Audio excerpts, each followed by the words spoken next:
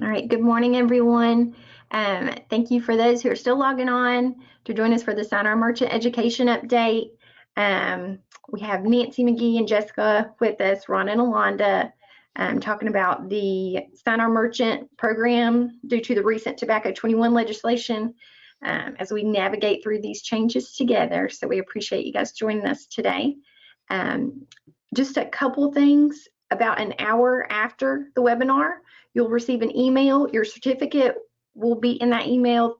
There is not credit awarded with this webinar. There will also be an evaluation in the email, so of course it's important that you guys complete that for us. If you have any questions throughout the presentation, feel free to type that into the question in the chat box. I will keep an eye on that. Otherwise, I believe we're ready to get started, Nancy, so you can go ahead whenever you're ready. Oh, okay. Thank you, Amanda. Good morning, everybody. Glad you all could join us today. We felt it was kind of necessary to try and give an update of where we're at as a result of the changes at the federal level to the Tobacco 21, and just to give you guys a brief overview of where we're at and what we anticipate some of the changes will bring for you guys and your work out there in the field. So with that being said, we'll go ahead and kind of just go over some of the things that we anticipate talking about today. We'll review the federal changes to the tobacco sales age. We'll discuss a little bit about how those changes will ultimately impact Synar requirements, and we'll discuss some of the acceptable Synar activities based upon changes to the tobacco sales age. And we'll also discuss how those changes have the potential to impact the North Carolina State Youth Tobacco Access Law under Chapter 14-313. And so that's some of the things that we hope to kind of cover. I think initially where we kind of need to start is, I think everybody's familiar with the fact that on December 20th, of 2019, there was new federal legislation signed into law, which changed the Federal Food, Drug, and Cosmetic Act, which is where the law with regard to tobacco sales and manufacturing is located at the federal level. It's part of the FDA, what we would refer to typically as the Tobacco Control Act. And what that law essentially did was that it amended the law to raise the legal age of sale for tobacco products from 18 years of age to 21 years of age. And it's important to understand that distinction between the sale and purchase. So what this did was it raised the sale age. And what that means is that only impacts the retailers, what they can do. It doesn't impact a purchaser. So theoretically, it's illegal for a retailer to sell to somebody under 21 years of age. But it only imposes civil money penalties against the retailers for violations of the TCA. There is in that statute no sanction against the sales clerk or any sanctions against a youth who attempts to purchase or who possesses tobacco products while under the age of 21 at the federal level. And that's always been the case.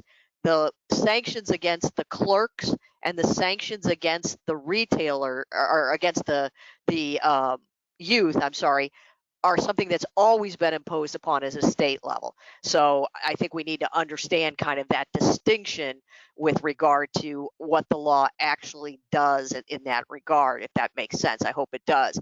And I think where we need to kind of understand some of this is to understand the supremacy clause of the Constitution. And that is that the United States Constitution is the supreme law of the land.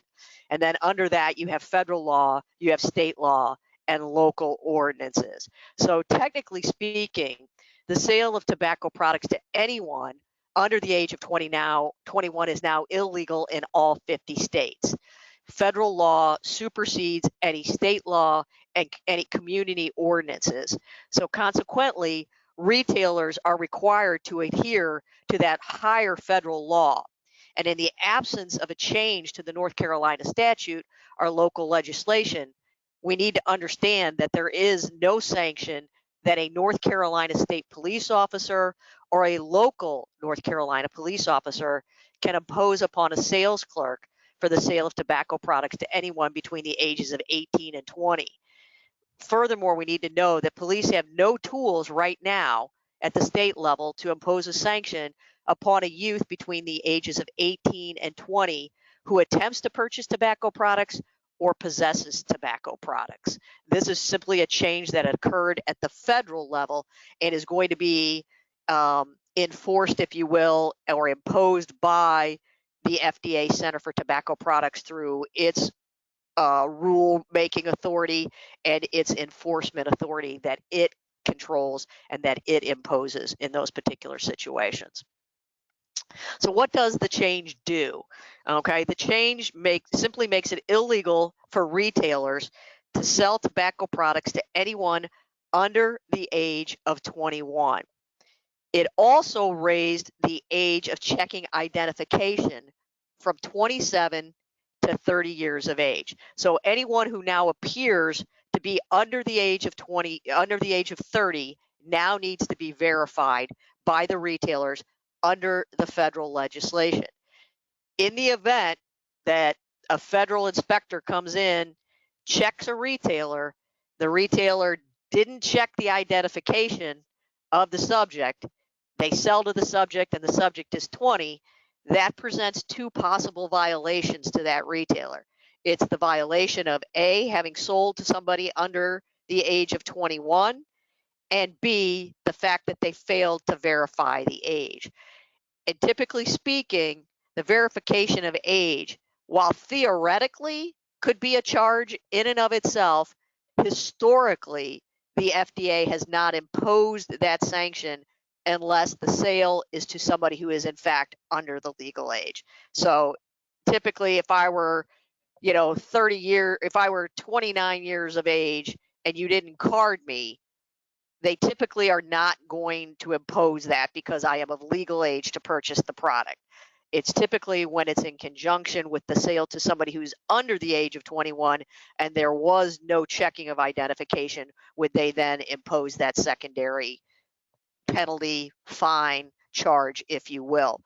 The effective date of this legislation was immediate, which is unusual for most legislation, whether it's state or federal. Usually there's a phase-in period, but the effective date of this was the date it was signed on December 20th, 2019, which means that retailers are now under a federal mandate to actually start verifying age and not selling to anyone under the age of 21. Otherwise, they could be subject to sanctions under the Federal Tobacco Control Act. Now, while this is a good first step in terms of raising the sales age, and I applaud them for doing so, it's not the end of the tasks at hand, okay? It does send a message to the community at large regarding acceptable behavior, and it can certainly serve to change community norms regarding the use of tobacco products by youth. But the public health community and the law enforcement community cannot become complacent and assume that the battle has been won. Continued efforts must be focused on educating the public regarding the dangers associated with the use of tobacco products and ensuring that adequate resources are allocated for the enforcement of this legislative change. We know that in order for the law to have its maximum deterrent effect, there needs to be a realistic belief that the law will be enforced and that appropriate consequences will be imposed. Education and enforcement are essential components of this long-term effectiveness of the law. One of the things I kind of want to point out just on a side note is that we need to be a little bit careful and maybe take some lessons from prohibition. We know that initially starting out with this, that enforcement is going to be somewhat maybe sporadic is a good term for this, or maybe not at the levels that we would initially like, because we've got to ramp up staffing and we need to have enough personnel to conduct necessary compliance checks to ensure the adequate implementation of the new Tobacco 21. And this is similar to what we saw happen when Prohibition was enacted. The resources were really not there to adequately enforce the prohibition laws in order to make a significant change in human behavior. Those that were tasked with enforcement of the prohibition laws were also susceptible to things like industry influence and in some instances bribery. And back in the days of prohibition, it was not illegal to possess alcohol for personal use. It was the manufacture and sale that were alcohol. And here we're seeing striking parallels, if you will. So we need to be cognizant of that, that from a prevention standpoint, we need to be positioned to make sure that the law is adequately being enforced, to have our voices heard, to make those connections with law enforcement. Because I think what typically happens is people kind of throw up their hands, if they will, in a kind of like, oh, great, somebody else has stepped in and is taking care of this. We don't need to be as vigilant. I think we need to be as vigilant, if not more vigilant, with regard to this now because of this change, because there is going to be that just normal kind of complacency that sets in. It's like, oh, okay, it's there, somebody's doing it. We need to make sure that somebody is in fact doing it. And so we need to be keeping that in the forefront of our minds when we're dealing with some of these issues in terms of the additional efforts that we're going to need to be doing in this particular arena. Now, the enforcement of this change, like I said, is the responsibility of the Center for Tobacco Products at the FDA Center for Tobacco Products. And if you don't know, and I think most of you probably do, but for those of you who may be new to this arena, the FDA contracts with either state level agencies or what are known as third-party contractors for enforcement of the TCA. In the state of North Carolina, the North Carolina DMH Developmental Disabilities Substance Abuse Services Branch is currently the contractor for enforcement of the TCA in North Carolina.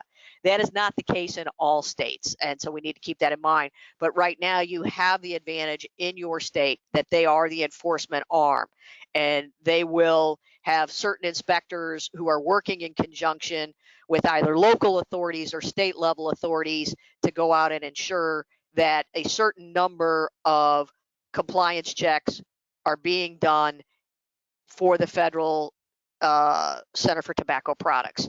And what ends up happening is that we have seen in other states, and where we want to try as diligently as we can, is to maintain that at the state, in the hands of the states, is because in other states, what we have seen is that states have struggled to find contractors to enforce the guidelines. And so what ends up happening is maybe the level of compliance checks drops off. Say, let's take, for example, and I don't know this to be the case, but I'm just going to throw out the state of, say, Idaho, a smaller state. Maybe they have a third-party contractor who goes in and they can't cover as many locations because they don't have the personnel. We want to try and keep control of it if we can at the state level, so that we have an understanding that it's being done with a certain level of fidelity, being done with certain protocols in place, and we want to make sure that we don't lose the ability to control how these are being done within our state because of all kinds of factors, everything from political influence to industry influence to political will to the proper enforcement agencies doing them, and we need to kind of keep those things in. So we need to make sure that there needs to also be a strong state law in place to fill the gaps, because this being a federal legislation, as we pointed out, there are gaps in the law. And we need to make sure that from a public health standpoint, we're pushing forward that state law needs to be there and it needs to be enforced. And we just don't leave everything to the feds to handle in these particular situations. The FDA has, in fact, in terms of enforcement, issued guidance to all retailers that they expect them to comply with the new Tobacco 21 law.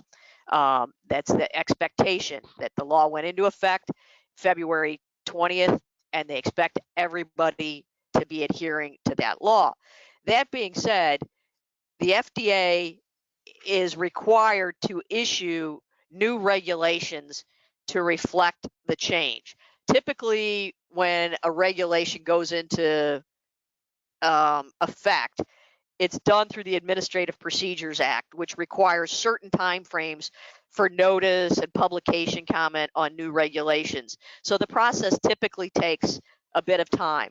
Those of you who've been around since the advent of the TCA will be very familiar with this, and that it felt as if the federal government was dragging their feet with the deeming rule, and it took forever to bring new products under the supervision of the TCA.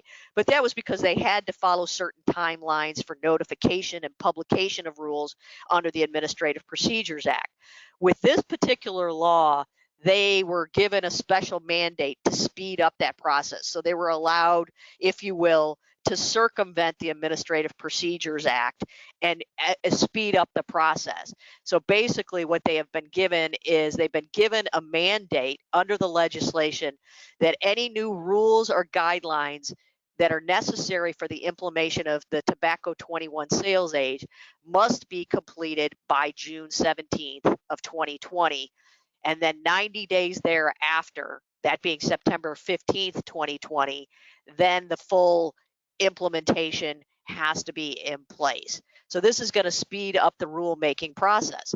Now, it should be pointed out that just because they have been given until June 17th of 2020 does not mean that they'll take that full time. It means they have that amount of time.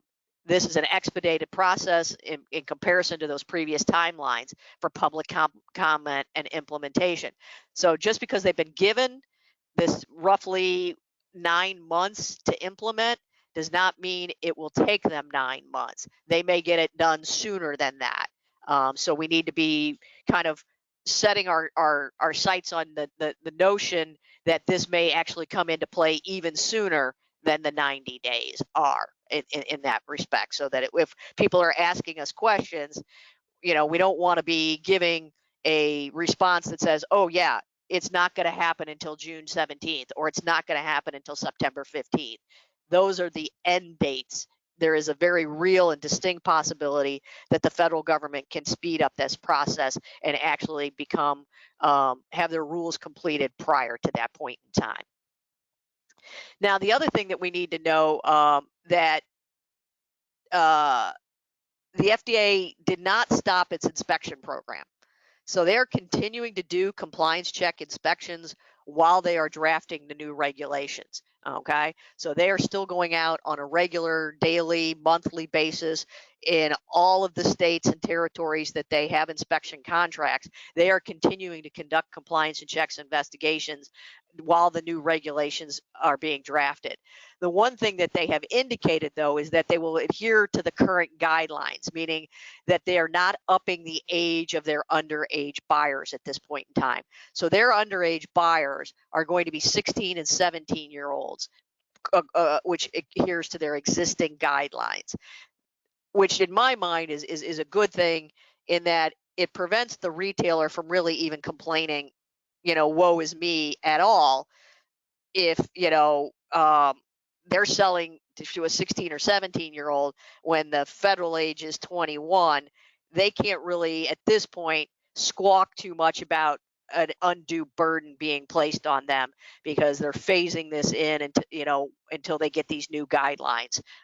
So no retailer is going to be held accountable for the sale of tobacco products to subjects between 18 and 20 until such time as the new regulations are drafted and implemented. Okay, so we need to keep that in mind as we navigate through this. The other thing I think we need to understand is, what does the new law not do? Okay, and one of I think the key things is, for you from a public health standpoint and an enforcement standpoint and a prevention standpoint, they did not preempt state and local tobacco control laws. Thus, you can still, at the state level in North Carolina, work to increase and enhance your state laws with regard to the sale of tobacco products. So you are not prohibited in any way from making legislation or advocating on behalf of legislation that strengthens the tobacco laws at the state level. They left that up to the states, which is a good thing, because you could have potentially seen that, you could have been potentially preempted in that particular situation. The other thing it did not do is it did not grandfather anyone between the ages of 18 and 21.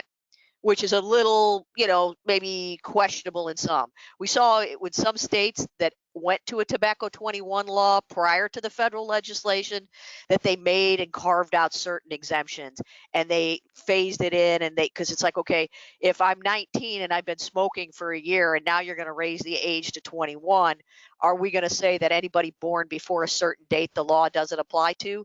The federal law did not do this. This applies to anyone, regardless of when you were born and regardless of the implementation date. So a 19-year-old, if he was smoking, and he turned 19 before December 20th of 2019, that has no impact. He or she is now, you as a retailer cannot sell to them. Even though they may have been legal 6 months ago, they're not legal to you for you to purchase or for you to sell to at this point in time. And in some states, we also saw an exemption for military personnel. That is not the case under the federal legislation.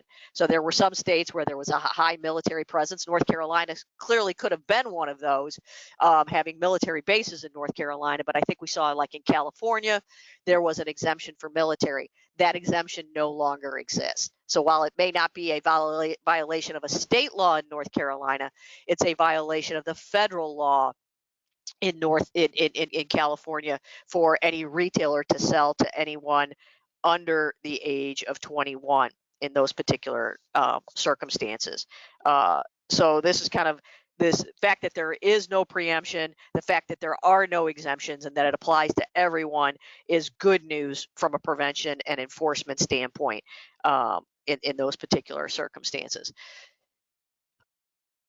I think we need to talk a little bit about North Carolina law to understand how this kind of will also play out in your arenas with regard to how you are going to be able to effectively deal with this change. Under existing North Carolina law, it is not possible to hold a clerk criminally responsible for selling tobacco products to someone between the ages of 18 and 20 years, even though it is illegal to do so under federal law. Okay. There is just no procedure to do it. Your law is currently written that anyone under the age of 18 attempting to purchase, anyone under the age of 18 that a clerk sells to, anyone under the age of 18 who uses a false identification are subject to criminal sanctions. But you have that no man's land right now between 18 and 20 because your law is inconsistent with the federal. So the feds are going to be able to take action against the retailer if they sell to somebody between ages of 18 and 20. But as I pointed out earlier, your local and state level law enforcement has no mechanism in place right now to deal with anybody in that 18 to 20 year bracket. And then historically, we even know that in your state, possession by anyone under the age of 21, under the age of 18, is not anything that your state or locals can write a criminal summons against. So there's some issues that are going to need to be potentially addressed. And this is going to be potentially an opportune time to strengthen existing provisions of your law that you deem inadequate from a public health standpoint or from an enforcement standpoint. You have no tobacco licensing law in North Carolina, and possession is not illegal. I don't want to imply by any stretch of the imagination that this is going to be necessarily easy if you choose to go down the route of changing your state law. And if you do go down that route, I think you need to be cognizant of the fact that while this is an opportune time to maybe seize upon this opportunity to change the law, you have to be very, very aware that the industry may come in and try to make deals, and you need to be careful of the deals that they are wanting to make. Don't assume that they are always going to be looking to benefit a public health perspective, and so you need to be a little bit wary of the changes that are being proposed, both from you at the state versus the industry on their side if you choose to go down that route. And that's going to be something that needs to be done in conjunction with legislative personnel. Timing may be a key factor, resources, financing, political will, and those are discussions that need to be had at a higher level probably than all of us on this call today, in that it needs to be a concerted effort moving forward in terms of what legislation we want to adopt and what legislation we want to oppose, if any, at that point. Okay. Um, Impact on Synar. The new legislation also changed the language in Section 1926 of the Public Health Services Act, which is commonly referred to as the Synar Amendment. And in order to continue to receive substance abuse block grant funding, states are now going to be required to ensure that their random compliance inspections for Synar purposes are now testing for compliance with the new federal sale age of 21. Now, the one nice thing, if you think about this, is they didn't impose a requirement to pass similar state level laws, but they are not preempting you from doing so. Okay. So while it doesn't require states to pass legislation, it doesn't prohibit you from doing so. It raises the state age at which states must ensure that you are not selling to individuals under the age of 21 in order to receive that substance abuse funding. And it also lowers the amount of substance abuse funding that is subject to withholding if your state retailer violation rate exceeds 20%. So from it used to be that they could withhold a maximum of 40% of that substance abuse block grant funding. Now it's 10%. And it also includes an alternative penalty to the withholding of substance abuse funding in the event that the RVR exceeds the SAMHSA guidelines. SAMHSA can basically impose a alternative fine, if you will, or maybe impose new guidelines or put you under a like what we would call a consent decree almost, if we were talking about a state who was violating civil rights, and we would come in and they could impose additional guidelines. But at least it gives more flexibility so that states aren't necessarily being subject to that immediate withholding of 40%, which could devastate your efforts in other avenues and other arenas of the tobacco enforcement that you do, or the education and the cessation programs that you provide as a result of that in that particular situation. The other thing that it does in terms of the new legislation is that SAMHSA can impose a sanction that the state must continue state expenditures for tobacco prevention programs at a level consistent with their previous year's allocation, above and beyond what they were having to do previously. So you can't kind of like carve out money from certain areas. So if you were doing education at a level of, say, $100,000 this year, you are now being imposed additional sanctions. That money has to come from another pocket. You have to maintain that $100,000. You can't take it from there and shift it from one pile to another pile. So the way that the allocations and how you maybe could potentially play with money are going to be a little bit more restricted under these new guidelines. But they are, I think, probably from the perspective of prevention and public health, a little bit better than that kind of just what we saw as almost a death to our program if we were going to lose 40%. Here, the lowering of those rates and the ability to fashion a more appropriate response is at least existent in the law, making it a little bit easier for the states to comply with the impact that Synar legislation is going to have on the state as a whole. I think that, is that right? Yeah. Okay. So I think that brings us up to, let me see here. Oh yeah. So one other thing, this includes a phase-in period, which I think will be helpful to the states. So while the federal tobacco 21 law at the TCA was immediate, and there's an expectation that retailers are adhering to those new guidelines for sale, under the Synar program, there's a phase-in or a grace period for states to ensure that their retailer violation rate is within the prescribed federal guidelines.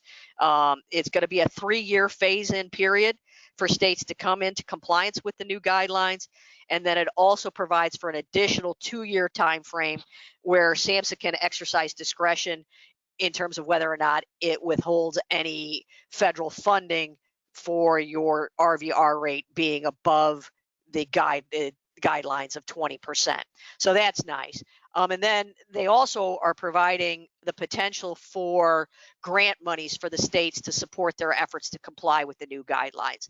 The request for grant monies expires in 2024. So we've got about 5 years, 4 to 5 years, of which you at the state level, through your efforts, can ask for grant monies to either create new procedures, new protocols, maybe draft new guidelines at the state level, maybe increase your level of compliance checks, and do anything that you think is necessary in terms of your internal guidelines with respect to Synar in order to come into compliance with the state or with the new federal legislation.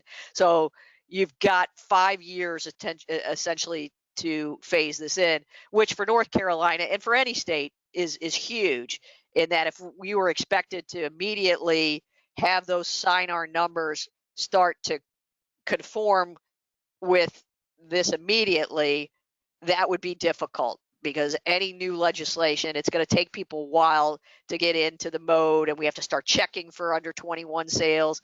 And we just now got that RVR rate down to a manageable level, and that took a lot of hard work. That same hard work is going to be necessary to ensure that that RVR rate is in compliance with the new 21. And if we were expected to do that immediately, that could be devastating to the program. So the fact that the federal government realized that, acknowledged that, and is giving states this 5-year window of opportunity, plus giving them additional potential funding through grant sources to make the necessary changes, makes it much easier to implement this legislation. So I think we think sometimes that, the feds can be difficult to deal with, and, not disputing that, but here, I think they've made a concerted effort to recognize the potential pitfalls, problems, and say, hey, we've got a mechanism by which we're going to phase this in, we're going to give you money. So it's not an unfunded mandate, which a lot of states are often balking at. It's like, oh, wow, great. You just imposed new guidelines on us, but you didn't give us any funding, you didn't give us any resources, and you didn't give us any time to implement.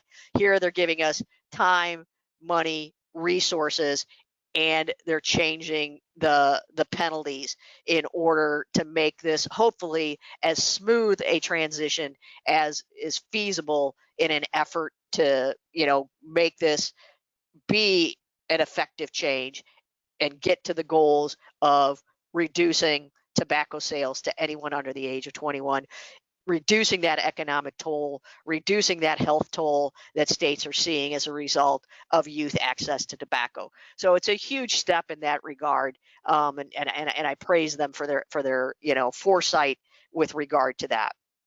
But that being said, I still want us to stay on our toes, particularly when it comes to any state level legislation that may be being proposed either by the industry or by public health or by enforcement. We need to make sure that it's consistent with the goals of reducing youth access, allowing effective enforcement, and providing adequate resources to do that enforcement. So I want to make sure that we stay kind of vigilant when it comes to those kind of issues.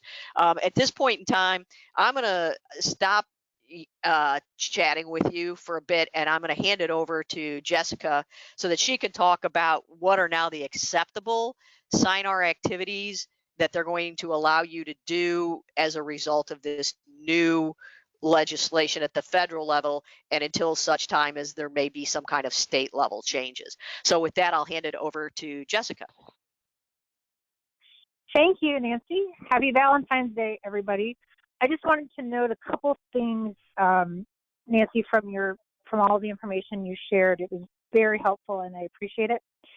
I do want to talk a little bit about a couple things you mentioned. So while we hold the contract with FDA, I wouldn't necessarily, and we do have staff who do compliance checks on behalf of FDA. I wouldn't necessarily call us the enforcement arm, in that we don't necessarily have any discretion or any ability. We don't cite retailers. We simply turn in paperwork to the FDA, and then the FDA, for the Center for Tobacco Products, they're the ones who review the material, the information, and they're the ones who send out warning letters or violations or fines. So I just want to make that really clear, because I think a lot of people in the state have turned to us over the last 2 or 3 months and said, well, now what are we going to do? You're the enforcement arm. And we really have to follow all of the information that we're a contractor too of the FDA. So I just want to make sure that that's fairly clear.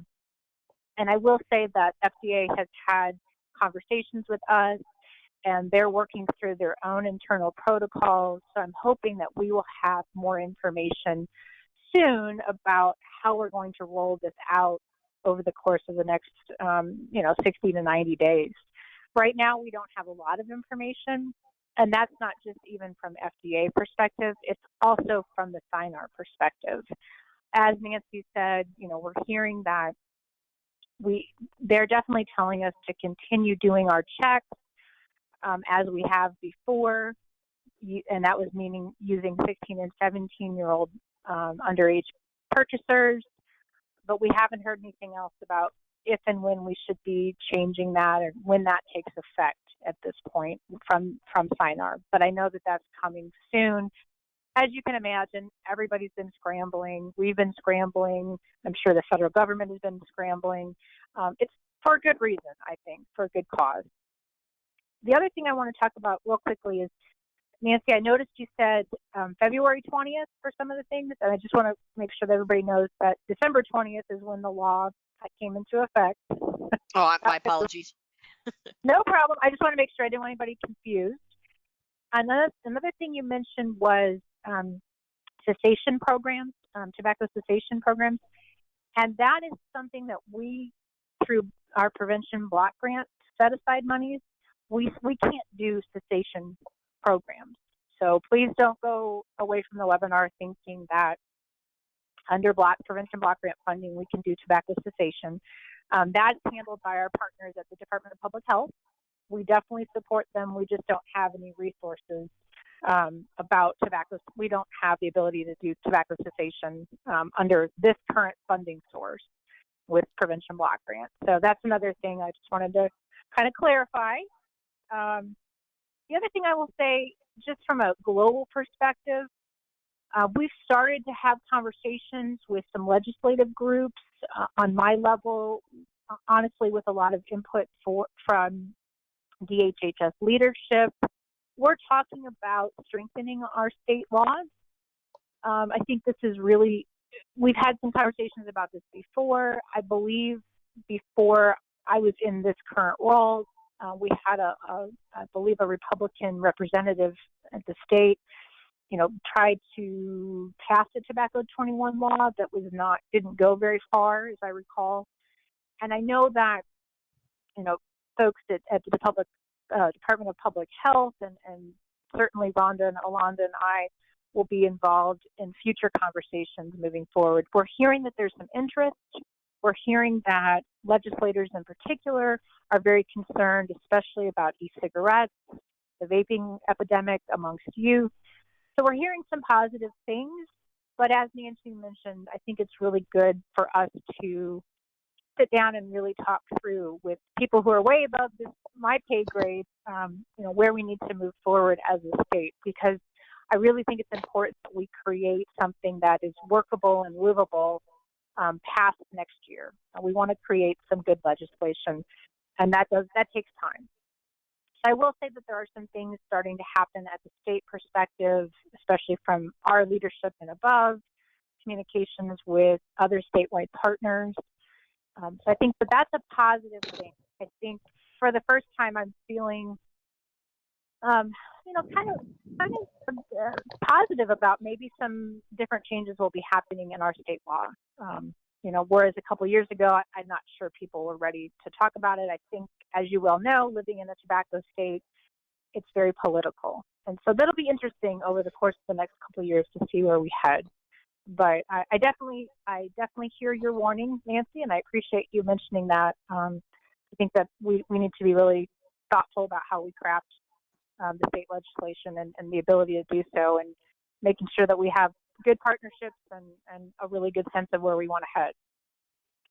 Okay, so, and by the way, we're happy to take, looking at the time, I know it's, pardon me, we have about 20 minutes. We're happy to take questions. If you don't get a chance to ask questions on the webinar, please reach out to us. We're happy to help you. You can reach out through Jamie and Amanda at the TTA Center, or you can reach out directly to Rhonda and Orlando or myself. We're happy to help as we can. So we really thought it was important for you to be able to do something related to Synar. And so what we'd like you to do, and what we've created in conjunction with the TTA Center and in partnership with ALE, we would like to offer this opportunity for you as a provider to go back and go out and deliver some informational cards to retailers. From now, we have to print them out, by the way, and we have to get approval because this is still in draft form, but we're hoping that you can do this in early spring so that you can go back to all of your retailers. We will print these cards, and we'll show you what they look like here. Nancy, if you would advance the slide. So this is a draft form, but this is something that we worked on with ALE as well as the Department of Justice, the Attorney General's office. This is a statement that we all agreed upon shortly after the law was passed. And we feel comfortable sharing it with you guys so that you can share with retailers. Essentially, it just says, hey, by the way, the law is 21. We really encourage you to check IDs. We really encourage you to get your checking ID practices to be congruent with this new law. And Nancy, you can switch it to the back side. So what we're also promoting is what we talked about at our Synar meeting back in December. I think it was December, but per our Synar survey from 2019, what we found was, and we're really happy to have that unofficial RVR rate of 12.2, but what we found was, of those people who sold tobacco products to people who are underage, they didn't check IDs. And so we're really pushing this idea that if you don't check IDs, you're way more likely to sell. Almost 2/3 more likely, 65% more likely to sell. And so we're encouraging folks to check IDs. And so we've also given some resources from the FDA and as well as from ALE. And we're going to change this content a little bit to get rid of specific names. It's just going to be an ALE agent phone number that you can call, not a specific person. We don't want to flood people with a bunch of questions. But this is the card that we're going to do. I believe it's a 5x7 card that we will print out and offer to you. And Jamie at the TTA Center and Amanda, we're going to work out a way that we can get these cards to you, to anybody who wants to do merchant educate, or I would call it, merchant information dissemination about this new law. In the meantime, what we're also going to be doing is working with some partners to try to get feedback on our red flag materials. We realize that they need to change. We realize that some of the materials are perhaps wordy or perhaps aren't as useful.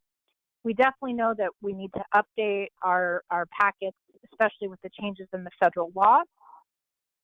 And so we want to get some feedback. So while you guys are out giving these cards to retailers, and by the way, my advice is that you don't offer any interpretations of the law. You don't necessarily open yourself up to any kinds of conversations, but that you really refer people either to the FDA or to the ALE, because they are the ones who are enforcing the federal law and the state law. So that would be the other caveat that I would recommend. but we're wanting you to go out and have this or have the opportunity to talk to retailers and give them this information so that they can at least feel as though they have some place to go if they have additional questions. And Nancy, you can go ahead and move forward. Other things that we're encouraging you to do is taking some time to update your merchant list in Echo, and you can see that here. One of the things that we're also looking at doing for our new PFS site, and again, this is pending approval from SAMHSA, is that we're looking to do an e-cigarette pilot and potentially going out to do warnings and potential visits with e-vapor stores in the 10 counties or however many counties we can get from the PFS, depending on money, funding availability, is we're starting to go out to some of these retailers that may not have traditionally been given information or education or even had a compliance check done. This is something that was really, really encouraged by our leadership because of the problems with e-vapor and e-cigarettes. We're really wanting to get out more and be more visible as a state with that. And so we're hoping to do that in early to late spring, again, depending on funding availability. But so like I said, you guys can go and give out cards. You can update your merchant list, and I especially encourage you to do that for those e-vapor stores. And then Nancy, you can go forward. And then the other thing that I also would encourage you, and certainly they have a great tool, the Vape Shop retail environmental scans. And so you can also potentially go and do some environmental scans at those vapor stores. Just so, we're looking to see what's happening, because we feel like these are stores that potentially have not received a lot of information, a lot of outreach, and we are going to be hopefully doing some additional compliance types of things with these folks in the future, because we do know that youth are getting a vapor products from vapor stores, and that's one of the sources that we know that they're getting from. So these are some things that you can do, and what we're hoping to do is, in the meantime, we're hoping to get some feedback from retailers, and we're looking to update our materials. And so in FY21, starting July 1, maybe not exactly on July 1, don't hold us to that date, but we are thinking that during the next fiscal year, we will resume merchant education opportunities. We will update our materials, but quite frankly, we need some time too, and we want to be really thoughtful and not sit in Raleigh and make up a bunch of stuff without getting some good feedback from the people that are being impacted by this. I would also encourage you, from a provider perspective, if there's things that you hear and you see as part of your daily, and some of you probably did daily or weekly Synar activities, especially in the fall and early winter. If you're hearing things, if you've got ideas, if retailers are saying they wish that they had materials, or they wish they had something, or they really don't like this, or they really like something, let us know. We really need that information as well. You guys are the ones that do the work on behalf of the state, and you guys have the pulse on what folks are interested in. So we encourage that feedback as well, and you can certainly send that through either Jamie and Amanda at the TTA Center, or if you want to email to us directly, either Rhonda or Londa. You don't necessarily need to email me. I'll see it too. But we're looking for that, because we want to be really thoughtful this next time around in creating materials so that they're used well. I think next slide.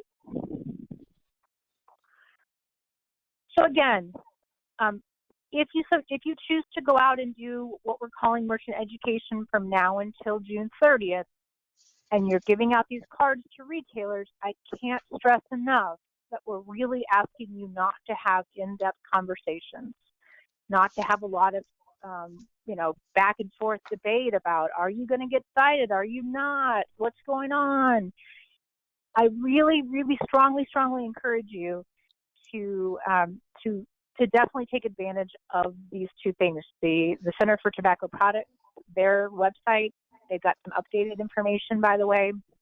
They've got phone numbers. I encourage you to really refer retailers to either the FDA or to ALE.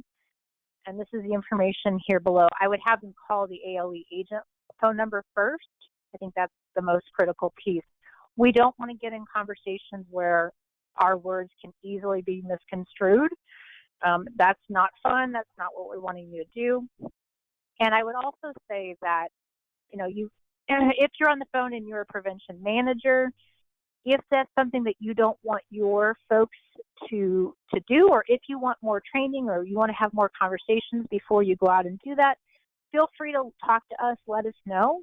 We don't want to set you up for failure, but we do want you to give you the opportunity to have some kind of time and some kind of resources to go out and deliver this information that we think is pretty important as well.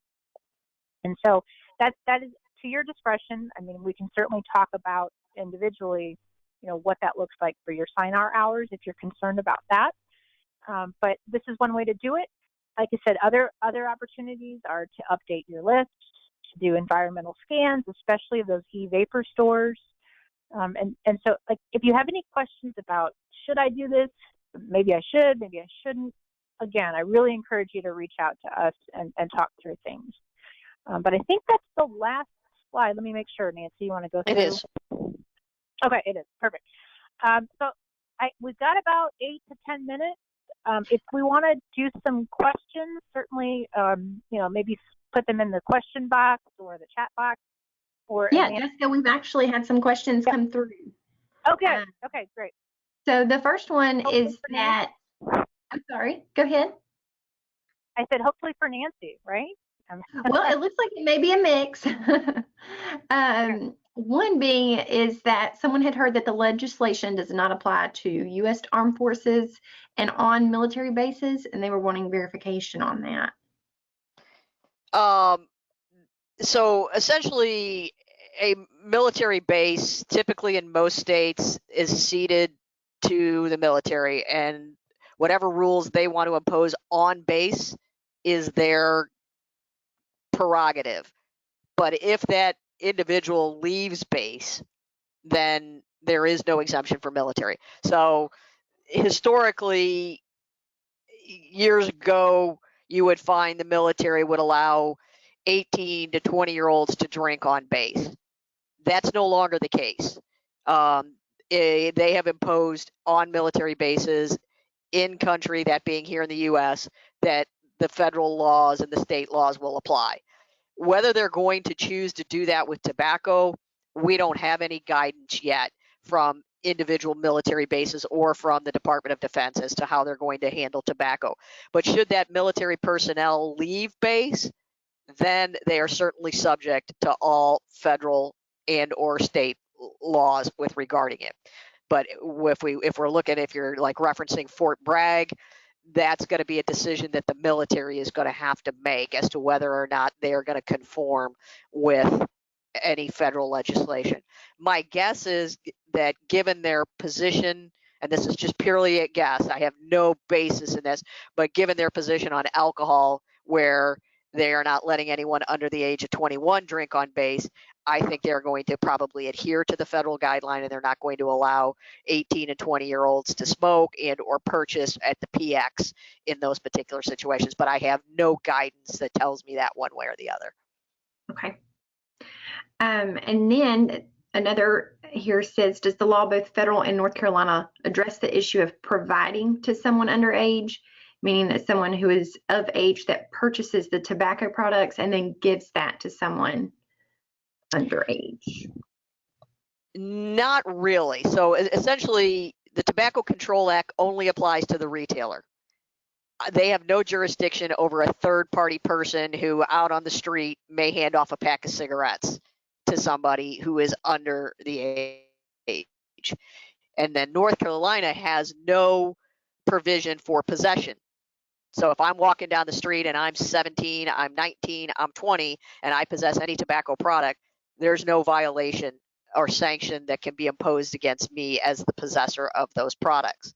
Now, in North Carolina, if I'm under 18 and you provide to me, or I possess, or what? No, let me rephrase it. If you provide to me as a non-retailer, there are criminal sanctions. So if I am an adult and I go in and I purchase for somebody, and then I go out and hand those off to some kid who's under the age of 18, there are criminal sanctions. But there is a no man's land right now between 18 and 20, at both the state level and at the federal level. So while before, where there was a gap between the federal and the state picked up because there was state enforcement. Here, because you do not have a state provision that prohibits the sale or delivery or transfer of tobacco products to anyone under the age of 21, that 18 to 20-year-old is in no man's land for an enforcement officer to take any action against them. And they've always been in North Carolina, even under 18, there was a no man's land for possession. There was always a criminal sanction for the delivery, the sale, or the transfer from either a clerk or a retailer. But, in this particular situation, this is where I think we're struggling. And I think Jessica pointed out, there are ongoing conversations with people about what is the best way to move forward, what is the best way to craft legislation that is not overly burdensome, but achieves the goal of preventing youth access to tobacco. And how can we best achieve that goal? And those are the hard conversations, particularly when you're in a state, as Jessica pointed out, where tobacco is a major industry. These are going to be difficult conversations, and we need to be speaking, I think, with one voice when we move forward. If anybody chooses to move forward with legislation, if there's a senator or a representative that wants to put forth that legislation, then I think they need to be fully informed of all of the potential loopholes and ramifications, and law enforcement needs to be part of that discussion, as does prevention, as does public health, to say, okay, here's the reasons we would want this, here's the reasons we would want this, here's the reasons why we wouldn't want that. And those have to be very thoughtful discussions that transpire, as opposed to just truly moving forward with like, oh, we gotta bring our law into compliance with the feds right away, and we got to do it quick. I think that we want to avoid that. Okay. Thank you, Nancy. The next question here, they are asking if the RVR will continue to be for the cigarettes, or will the RVR rate still be based on cigarettes and smokeless tobacco?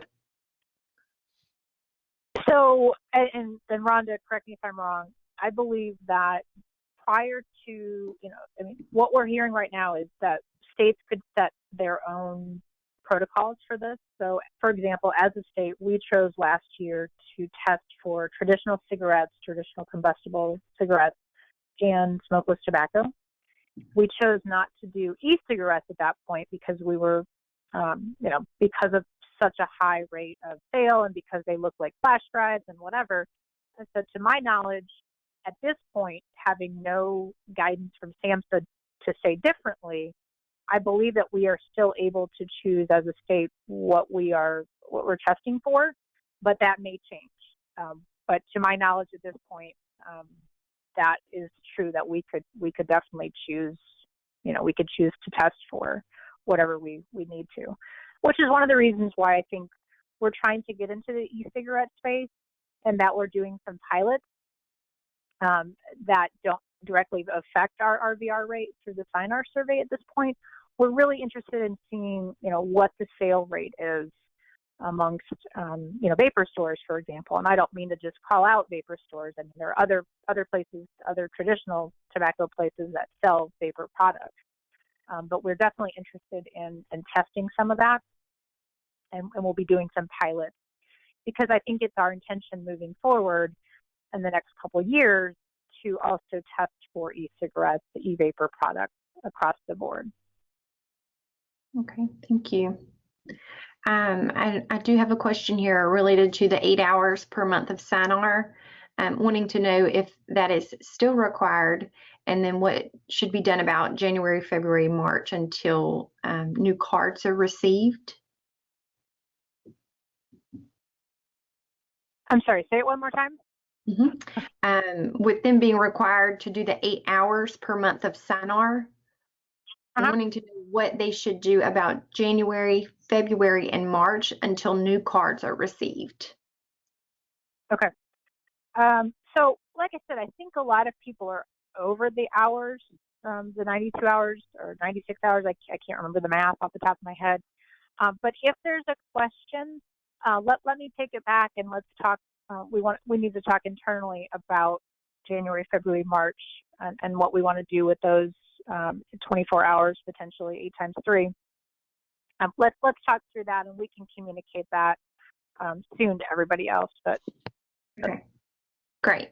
And I do have one more question related to the content of the presentation today. I do want to let those know there have been a couple comments on the cards, just asking about different things. I want to let those know who have asked questions about those. I will make sure they get to Jessica as far as asking about stickers. So I don't want you to think that I'm not addressing those, but in the for the sake of time, I'm going to move on to the others related to content while we have Nancy on the line.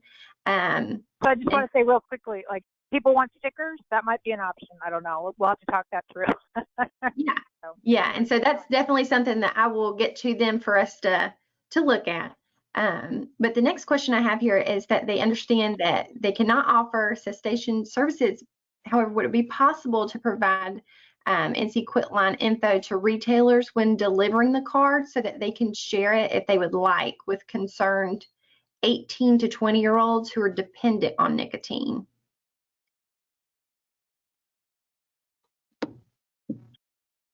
I don't see why not, but I want to think that through a little bit. Okay. I think that's important. It's an important resource. We definitely want to be thoughtful, especially to people who may be dependent upon 18, 19, 20-year-olds who may be dependent upon tobacco products. Let me think that through. I'm not saying no, and let me just make sure. I just don't want it to be, when you're doing Synar time under block grant, I just don't want a big conversation to be focused on the Quitline piece, because then it gets a little bit into the gray area. But let's think that through a little bit. I appreciate that. I think that's a really helpful resource. Yeah, great. And then we did have a comment here, a plug that Camp Lejeune is following the federal law, a note from Raphael. So we do have that plug here. But otherwise, I don't see any other questions coming through. I will make sure that the questions in regards to if the cards could be put into a sticker form to put on doors. And then we had a question about the card mentioning the age increase from 27 to 30. So I'll make sure that we get these to Jessica for them to take a look at. But otherwise, I don't see any other questions. Perfect. Yeah, and that's true. I just want to mention that we were on a call yesterday with the FDA. It was very quick, but they did mention that they are recommending that retailers check ID for anybody who looks under 30, which is before they were recommending retailers check for anybody under 27. So yes, I definitely think that might be something that we could include, if not on the card, then potentially definitely with our materials in whatever shape or form they take. But I think that's critical as well, to remind people to check ID. Yeah. So thank you for all that. I really appreciate your feedback on the card and everything else. And I appreciate Nancy's time and everybody who came together on behalf of this to get this out soon. I hope this is helpful for you. I hope that you know that we're trying to do the best that we can possibly do to make this happen and to make sure that you get your hours in that you need to for the remainder of the fiscal year for Synar. So please let us know if you have any other questions. Otherwise, have a wonderful weekend and a happy Friday. And I hope to see all of you soon in some way, shape, or form. All right. Thank you, Jessica. And again, oh, I'm sorry. I do have one question here about calendars while you're still there. It just came through. Let's see. Give out new calendars to retailers reflecting the 21 age. Can they use block grant funds to purchase those calendars? Let's talk through that. I think that's a good idea. Remember, we have to be really careful with the promotional request from SAMHSA.